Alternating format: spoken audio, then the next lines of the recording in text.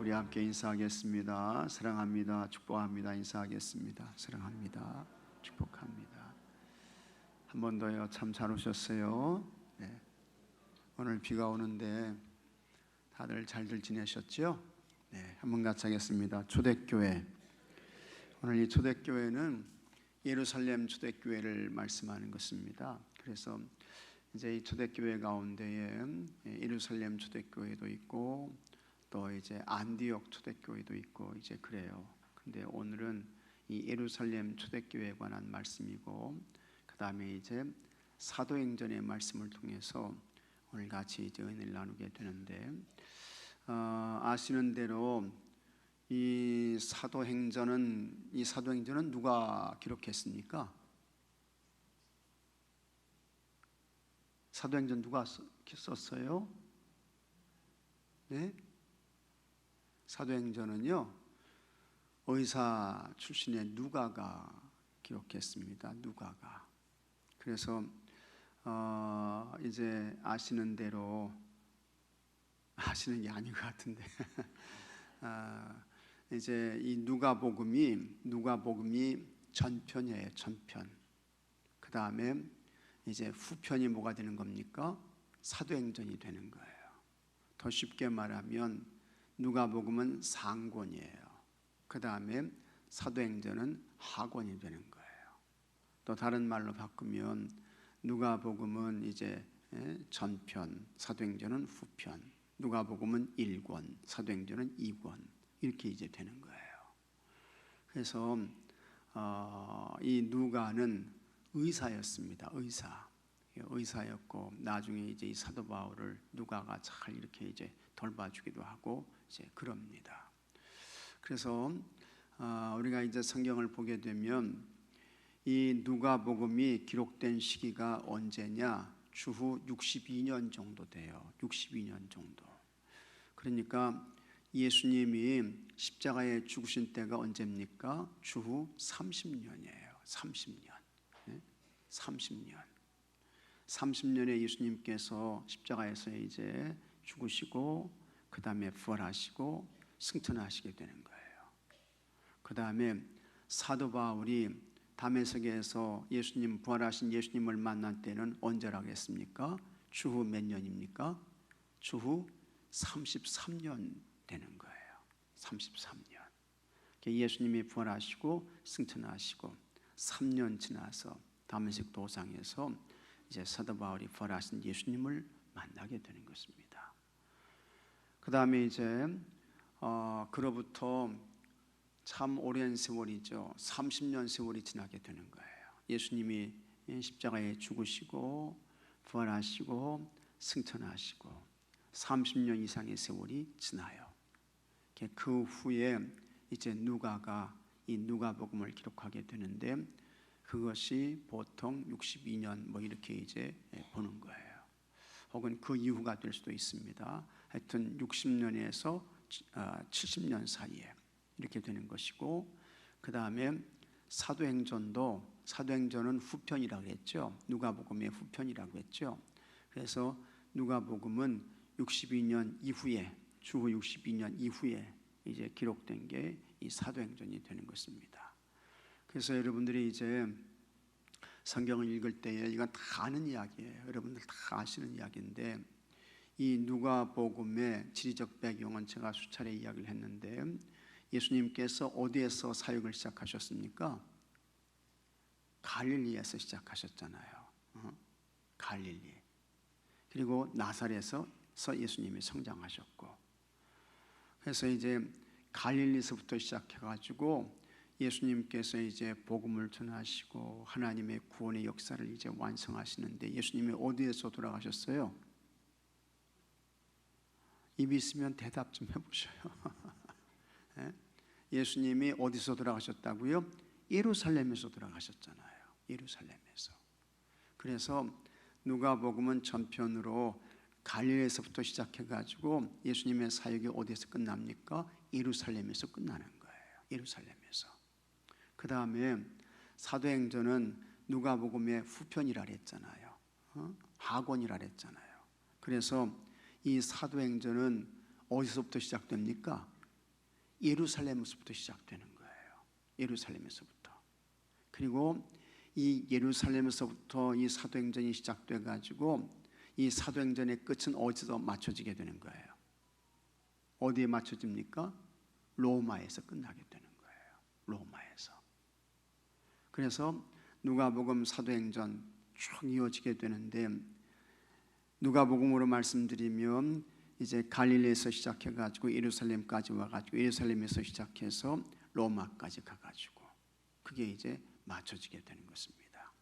그러면서 누가복음에서는 누가 복음을 전하시고 기적과 능력을 행하시면서 하나님 나라 천국을 전하셨습니까? 예수님께서 하셨잖아요. 예수님께서. 그 다음에 이 사도행전은 역사의 주체가 바뀌어요. 그래서 이 사도행전에서는 누가 일하셔요? 누가 역사하셔요? 성령님께서 일하시게 되는 거예요. 그리고 무엇을 통해서 일하십니까? 성령님이 교회를 통해서 일하시고 역사하시는 거예요. 그게 바로 사도행전이다. 이렇게 이제 말씀을 드릴 수 있겠습니다.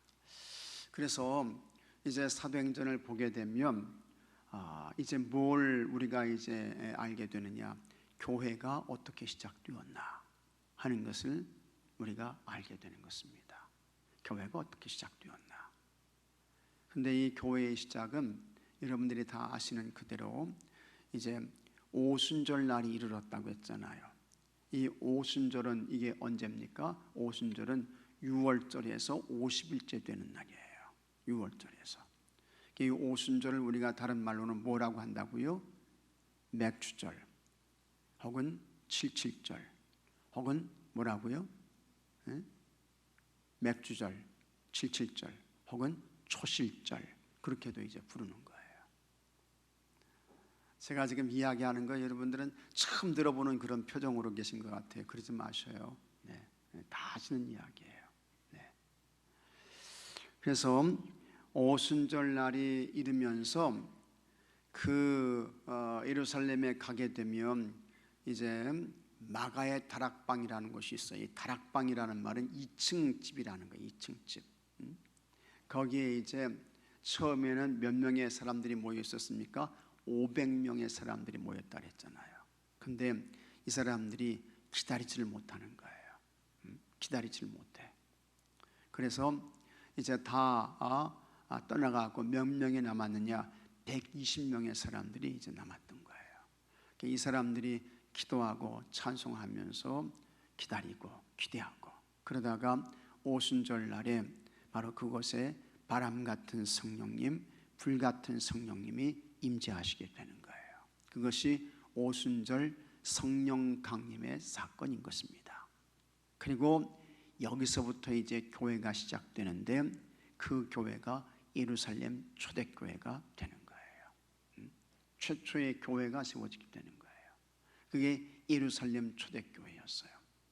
그러면서 이 사도행전을 보게 되면 1장부터 12장에서는 누구를 통해서 많은 기적과 역사가 일어납니까? 누구를 통해서요? 예수님의 제자 가운데 누굽니까? 베드로를 통해서 역사가 일어나게 돼요. 그러나 13장부터는 그게 바뀌어요.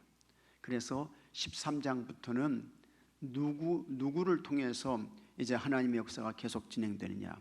그때에는 이제 사도 바울을 통해서 이제 역사가 일어나게 되고 복음이 전해지게 되고 이제 그렇게 되는 거예요. 그래서 사도행전 12장까지는 베드로를 통해서 놀라운 역사들이 일어나게 되죠. 근데 이제 그것이 이제 13장 이후로 가게 되면 그 복음의 사역자가 바뀌게 되는데 그 사람이 이제 사도 바울로 이렇게 이제 넘어가게 되는 것입니다.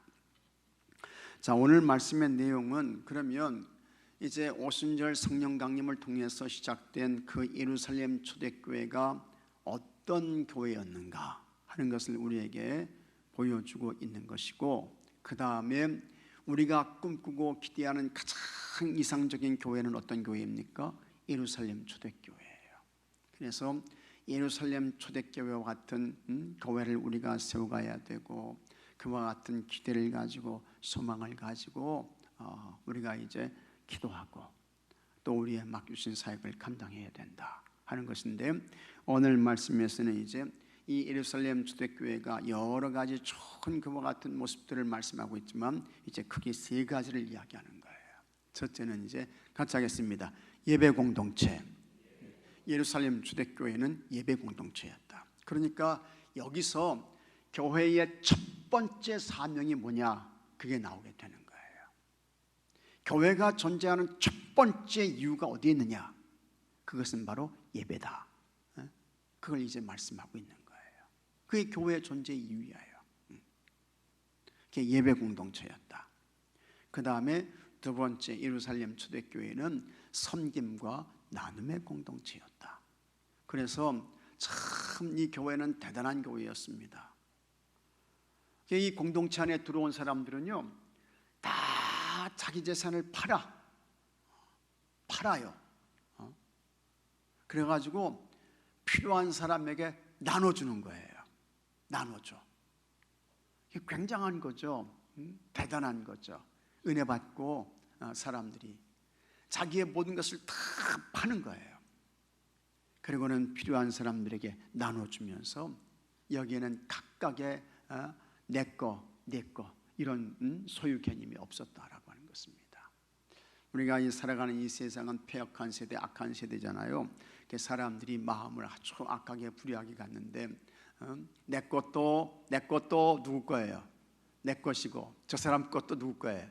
내 것이고 이런 아주 악한 마음을 가지고 살잖아요. 그런 사람이 한두 사람이 아닙니다, 여러분. 다 사기치고 거짓말하고 다 그런 사람들이 왜 그렇습니까? 내 것도 내 것이고 저 사람 것도 내 것이고, 그런 악하고 못된 마음 때문에 그러는 거 아니겠어요? 거짓말시키고 사기치고 속이고, 그런 사건들이 얼마나 많이 일어나는지 몰라. 이건 뭐 교회 안에서도 마찬가지예요. 성도들도 그런 사람들이 많아요. 교회 성도들하고 그렇지 않습니까, 여러분? 그렇지 않아요. 그래서 교회 안에서는 절대로 금전거래 하지 말아라, 이런 이야기가 거기서 나오는 거예요. 무슨 계모임 하지 말아라, 그런 이야기가 거기서 다 나오는 거예요. 근데 예루살렘 이 초대교회는 그런 공동체가 아니었습니다. 다 자기 소유 개념이 없어. 그래서 우리는 그것을 유무상통이라 그렇게 이야기를 하는 거예요. 유무상통이라. 그 다음에 이제 이 예루살렘 초대교회의 또 하나의 특징이 뭐였느냐, 같이 하겠습니다. 부흥하는 교회였다는 거예요. 밖으로부터는 박해가 있어요. 외부적으로는 박해가 있어요. 그 다음에 안으로는 이단 세력의 도전이 있어요. 예수님의 부활이 거짓이고 허구이고, 참 예수님 부활에 대해서 그 허구라고 주장하는 그와 같은 그 사람들 있잖아요. 거짓말이라고 주장하는 사람들 있잖아요.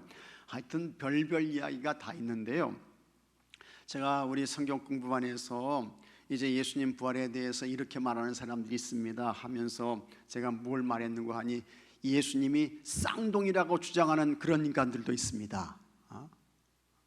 실제로 그런 게 있어요. 예수님은 쌍둥이라는 거야. 그래서 한 사람은 죽고 살아있는 쌍둥이가 이제 예수님 노릇했다, 이런 아주 말도 안 되는, 진짜 말도 안 되는 그런 얘기죠.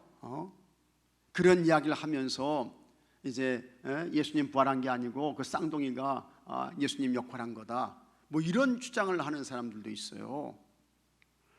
그런 그 세력들이 교회를 해하기 위해서 참 막 도전한다고요. 공격해 온다고요.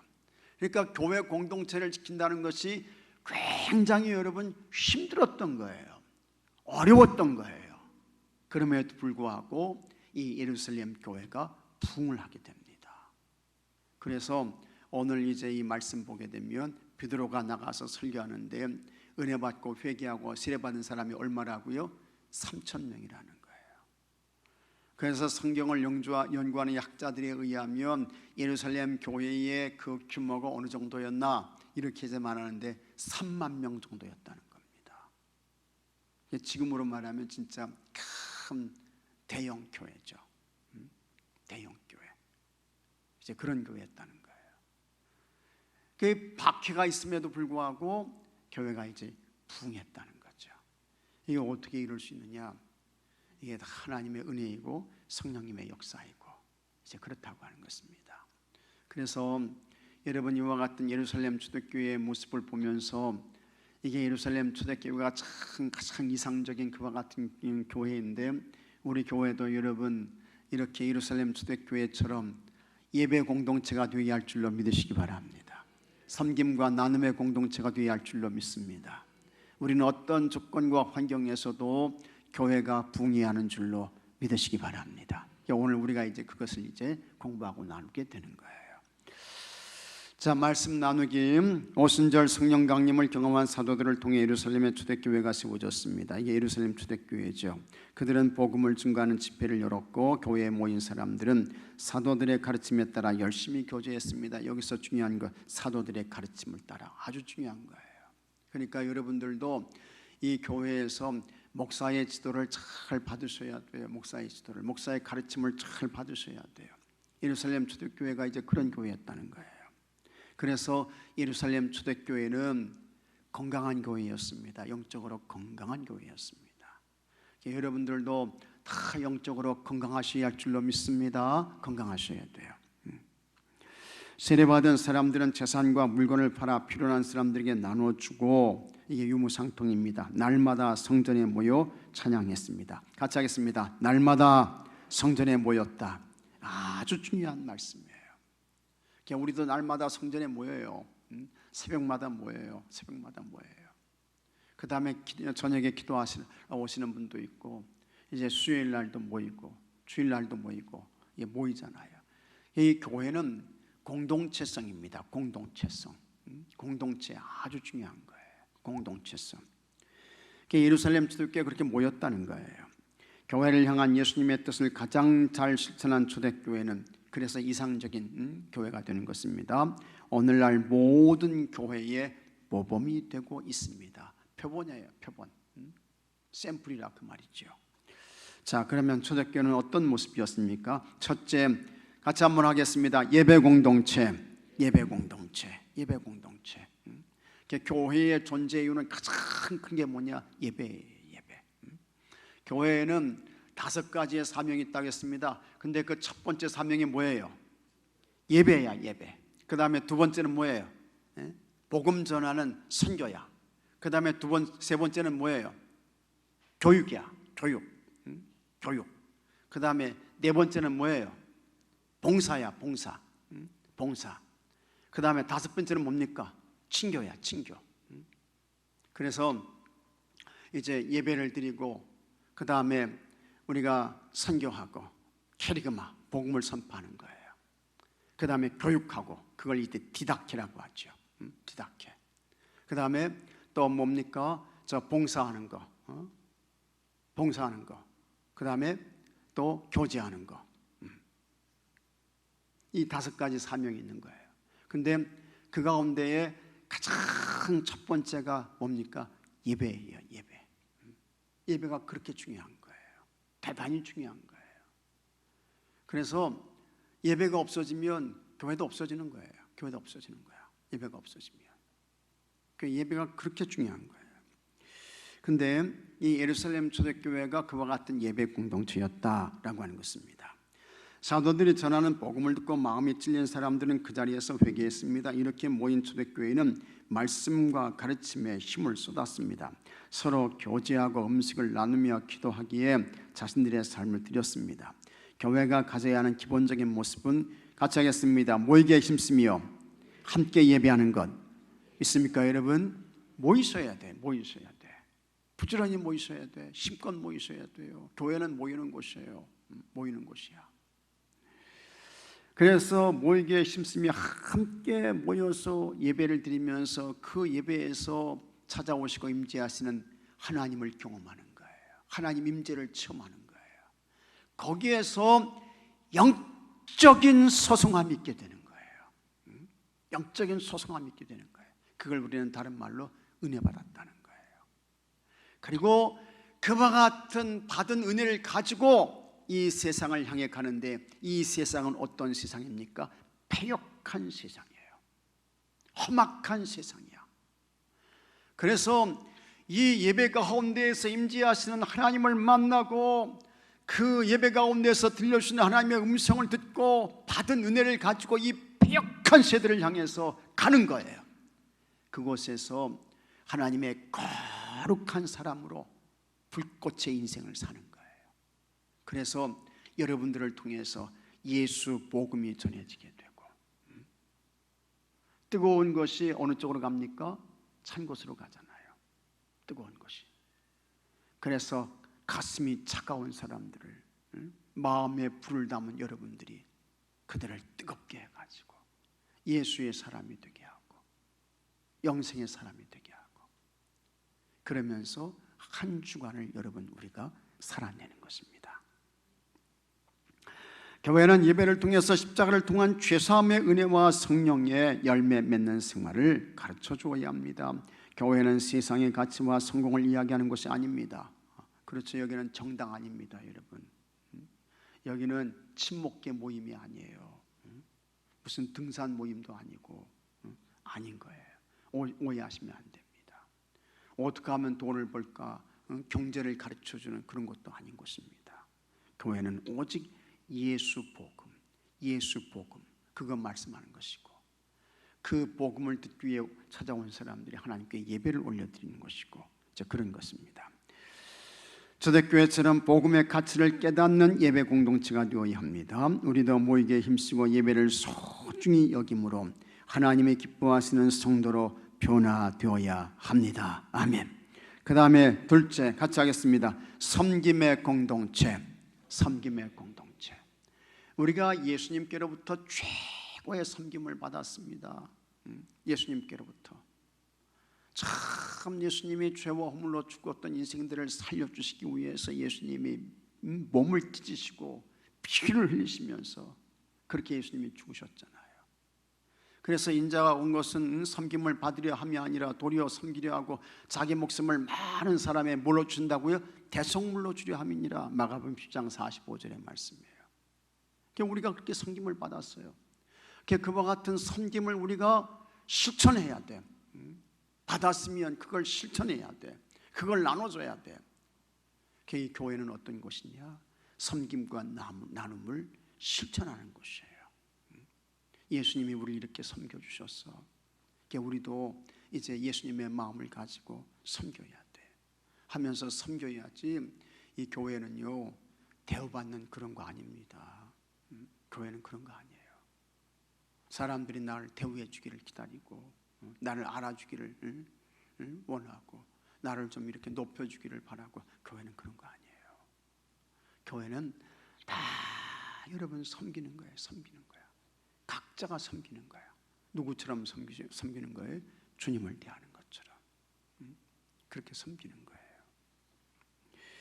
그래서 사도들의 가르침을 받은 초대교회 성도들은 지금까지 살아온 모습과 전혀 다른 삶을 살았습니다. 나와 내 가족만을 위해 이기적으로 살았던 이전 모습과 다르게 서로의 부족함을 먼저 채워주고 나누고 섬기는 것을 기쁨으로 여기며 살았습니다.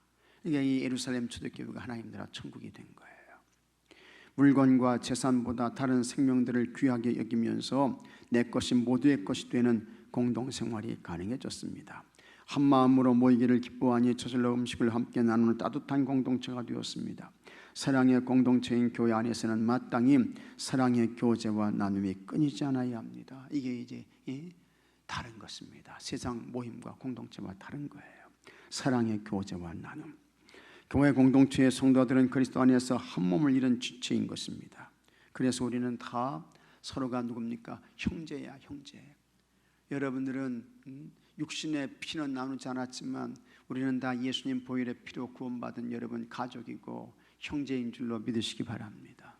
그래서 서로에게 잘하셔요. 잘하시라고요. 미워하지 마시고 아랫사람 대하는 것처럼 그렇게 대하지 마시고 서로에게 잘하시기 바랍니다. 여기서부터 잘하셔야 돼요.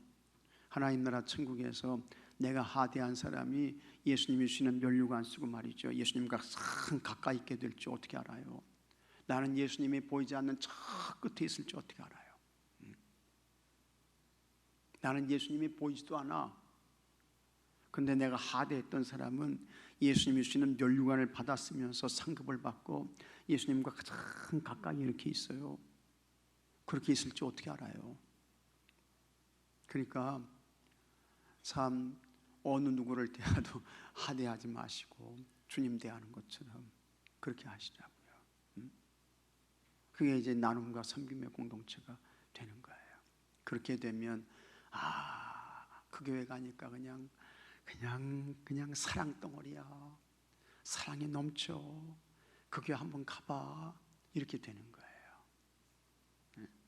근데 참 그렇지 못하고 그냥 분위기가 그냥 썰렁해가지고 가장 차가운 바다는 썰렁이라는데 썰렁해가지고 말이죠. 그러시면 안 된다 그 말이에요. 그러면 안 되는 거예요. 자, 교회 공동체의 성도들은 그리스도 안에서 한 몸을 이룬 주체입니다. 지체로서 내 것 구분하지 않고 서로를 돕고 섬길 때 초대교회와 같이 우리도 말씀 안에서 사랑과 마음을 나누는 좋은 섬김의 공동체, 나눔의 공동체가 되는 줄로 믿습니다. 그 다음에 또 하나 부흥의 공동체였습니다.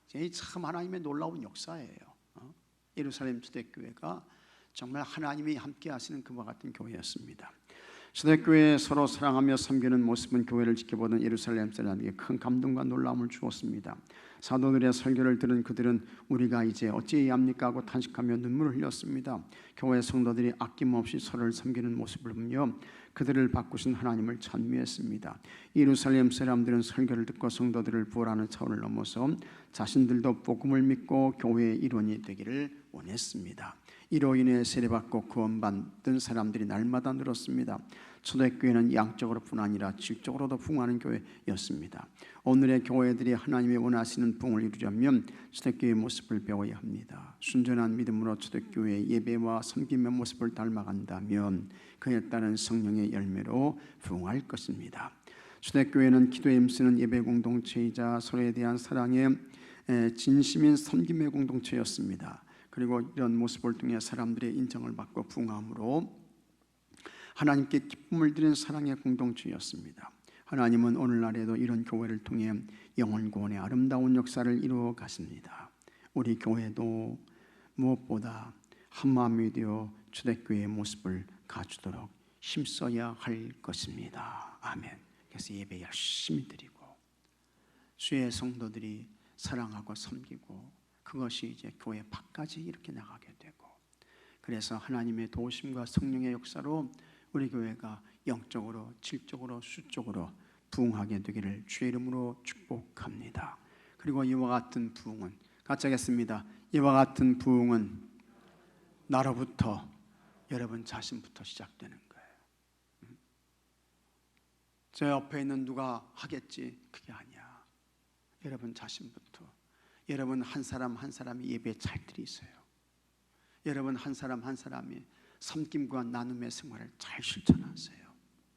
교회 부흥을 위해서 기도 많이 하시고 내가 우리 교회를 섬기기 위해서 무엇을 해야 할까 감사한 마음으로 주님의 몸을 닦아드리고 세워드리는 이런 마음으로 잘 감당하시고 다른 누가 하는 게 아니에요. 여러분 자신부터 그렇게 할 때에 우리 교회가 하나님이 기뻐하시는 교회가 되고 또 하나님께서 우리 교회에 부흥을 주시는 줄로 믿으시기 바랍니다.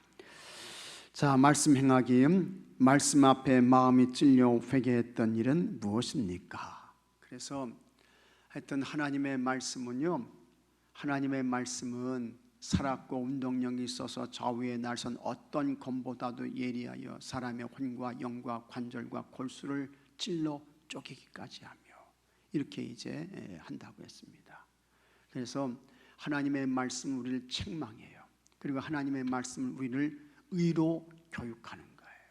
왜 그렇게 하느냐? 구원에 이르게 하려고 이제 그러는 것인데 하나님의 말씀을 여러분에게 주시는 영적인 양식으로 잘 취하시기 바랍니다. 그리고 말씀에 여러분 자신을 비추셔요. 내가 하나님 말씀대로 살고 있나? 하나님 말씀이 내 삶의 등인가? 잘 비추시고 여러분의 형편과 상황에 따라서 하나님 말씀에 여러분을 맞춰야지 여러분 자신의 말씀을 맞추면 안 돼요. 안 되는 거예요. 하나님 말씀에 여러분 자신을 맞추셔야 돼요. 쉽게 말하면 눈에 안경을 맞춰야 돼요? 안경에 눈을 맞춰야 돼요? 눈에 안경을 맞춰야지. 눈에. 근데 이게 잘못되면 안경에 눈을 맞추게 되는 거예요. 발에 신발을 맞춰야 돼요? 신발에 발을 맞춰야 돼요? 발에 신발을 맞춰야지. 근데 이게 잘못되면 신발에 발을 맞추게 되는 거예요. 근데 우리가 하나님의 말씀을 잘못 적용하게 되면 그렇게 되는 거예요. 그래서 그냥 필요한 말씀만 가져와 가지고 자기 좋아하는 말씀만 가져와 가지고 그렇게 되는 거예요. 안 되는 거예요. 항상 모든 것을 하나님 말씀에 맞추셔야 됩니다. 하나님 말씀에.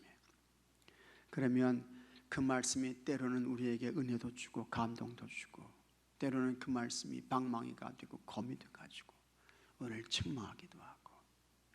하나님의 말씀은요 예리한 칼입니다. 여러분, 칼. 날선 검이야. 양쪽에 날이 섰어. 예리한 검이에요. 하나님의 말씀은 그런 거예요. 그 말씀을 듣게 되면 여러분들이 책망을 받아야 돼. 깨달음을 얻어야 돼요. 그 다음에 이웃의 피를 위해 기쁨으로 내 것을 나누었던 경험이 있습니까? 하는 것인데요. 하여튼 여러분, 예수님께서 6장 38절에 이렇게 말씀하셨어요. 주라, 그러면 너에게 줄 것이니 곧 휘디어 누르고 흔들어 넘치도록 하여. 같이 하겠습니다. 너에게 안겨주리라. 어떻게 하면요? 주면, 줘야 된다는 거예요. 그래서 오늘 우리 보건소 소장하고 여기 저기 소장님하고 저 6분인가 이렇게 오셨더라고요. 우리 주차장 쓴다고 고마워가지고 인사를 받더라고요. 지금까지 그런 일이 없었는데 여성분이시더라고요. 고맙다고 인사를 왔어요. 그래가지고 제가 그냥 다 줬어요. 다 줬어요. 우리 교회 화보집도 주고 우리 교회가 이런 교회입니다 하면서 화보집도 주고요. 그 다음에 양말 한 이 박스씩 주고 말이죠. 그 다음에 얼마 전에 우리가 이제 특별 새벽기도회 하면서 이제 컵라면 나눠드렸잖아요. 그래서 제가 물었어요. 컵라면 이런 거 드십니까? 그랬더니 소장님이 없어서 못 먹어요 그러더라고요. 없어서 못 잡수신디야. 그래서 제가 다 나눠드렸어요. 다 나눠드렸어요. 하여튼 줘야 돼. 여러분도 줘야 됩니다. 줘야 돼요. 그래서 주라, 그러면 너에게 줄 것이니 곧 후이되어 흔들어 넘치도록 하여 너에게 안겨주리라. 이게 누가복음 6장 38절에 나오는 예수님 말씀이에요. 우리 교회는 여러분 움츠리는 교회가 되지 말고 주는 교회가 되어야 할 줄로 믿으시기 바랍니다. 다 줘야 돼. 그러면 하나님이 주신다는 거야. 하나님이 주신다는 거예요. 여러분들도 움츠리는 사람 되면 안 됩니다. 손을 펴셔야 돼요. 손을 펴야 돼. 그래서 여기 이웃의 피를 위해 기쁨으로 내 것을 나눴던 경험이 있으니까 다 경험이 있으시죠? 근데 앞으로도 계속 여러분 손을 펴십시오. 그게 다 주님 복음을 전하는 거예요. 주님 사랑을 실천하는 거예요. 그 다음에 복음을 전했던 사람 중에 가장 기억에 남는 사람은 누구입니까? 여러분 다 기억나시는 분 있을 거예요. 기도하시기 바랍니다. 삶에 적용하기 내 신앙생활을 점검해 봅시다. 말씀과 기도, 성도들과의 교제, 감사하는 생활, 전도활동 등의 점수를 매겨보고 부족한 부분을 채워갑시다 해서 여러분 자신을 잘 점검해 보시기 바랍니다. 자, 오늘 신관일 속에서 오신 분들 한번 일어나십시오. 우리 박정혜 장로님, 황성택 집사님, 또 우리 김옥수 권사님, 용옥 장로님 모셨습니다. 박수 한번 해주셔요. 자, 오늘 우리 신관일속하고 그 다음에 태국의 박주